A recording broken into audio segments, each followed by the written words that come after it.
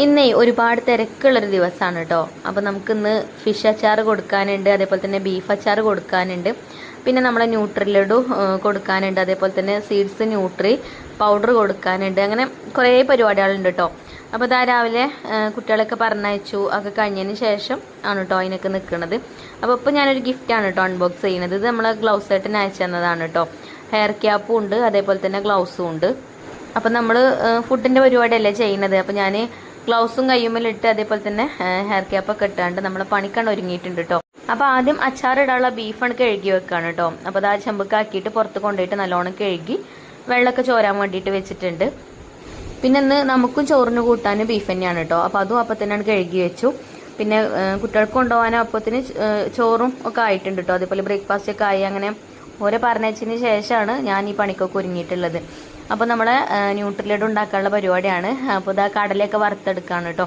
അപ്പോൾ ചില ആൾക്കാർക്ക് ഭയങ്കര സംശയമാണ്, പിന്നെ ഇത് കേടാവൂലേ പുറത്ത് വെച്ചാൽ എന്നൊക്കെ പറഞ്ഞിട്ട്. അപ്പോൾ ഞാൻ നല്ലോണം വറുത്ത് പൊടിച്ചിട്ടാണ് ഇത് നിങ്ങൾക്ക് തരുന്നത് കേട്ടോ. അതേപോലെ തന്നെ എള്ളൊക്കെ നല്ല രീതിയിൽ തന്നെ കഴുകി, മഴയാണെങ്കിലും നമ്മൾ മില്ലിൽ കൊണ്ടുപോയിട്ട് ചൂടാക്കിയിട്ട് കൊണ്ടുവരും. എന്നിട്ട് ഇവിടെ വന്നിട്ട് പിന്നെ വീണ്ടും വറുത്തിട്ടാണ് അതൊക്കെ പൊടിച്ചെടുക്കുന്നത് കേട്ടോ.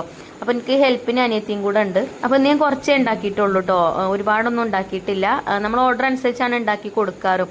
എന്നാലും കുറച്ച് പെൻഡിങ്ങിലൊക്കെ വന്നതുണ്ട്. അപ്പോൾ അതെന്താ വെച്ചാൽ എനിക്ക് സുഖമില്ലാത്തതുകൊണ്ടാണ് കേട്ടോ, കുറേ നേരം നിൽക്കാൻ കഴിയാത്തതുകൊണ്ടാണ്. പിന്നെ അച്ചാറും ഉണ്ടേനി ഇടാൻ. പിന്നെ അതിൻ്റെ ഇടയിൽ നമുക്ക് ഉച്ചക്ക് ചോറിനുള്ള കൂട്ടാൻ ബീഫ് അടുപ്പത്ത് വെച്ചു. അതേപോലെ തന്നെ ഫിഷ് അച്ചാറിടാനുള്ളത് കഴുകി വെച്ചു. അതൊക്കെ കഴിഞ്ഞു കേട്ടോ.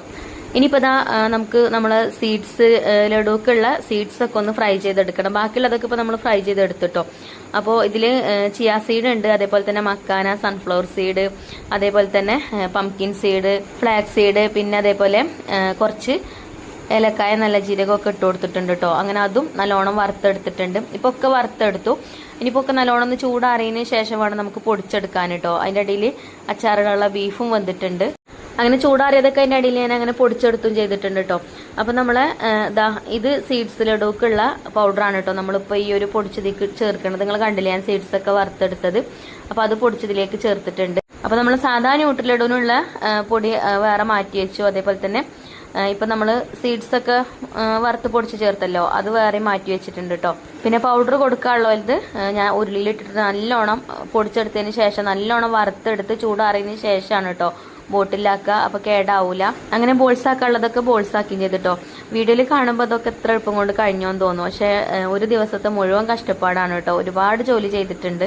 പിന്നെ ഞാൻ അച്ചാറൊക്കെ ഇട്ടു കേട്ടോ. അപ്പോൾ രാത്രി ആയിട്ടുണ്ട് സമയം. അപ്പോൾ നമ്മൾ ഈ ഹോം മെയ്ഡ് പ്രൊഡക്റ്റുകളൊക്കെ നിങ്ങൾക്ക് ആർക്കെങ്കിലും ആവശ്യമുണ്ടെങ്കിൽ സ്ക്രീനിൽ കാണുന്ന നമ്പറിൽ കോൺടാക്ട് ചെയ്യാം കേട്ടോ. അപ്പോൾ ഇൻഷാല്ലാ അടുത്ത വീഡിയോയിൽ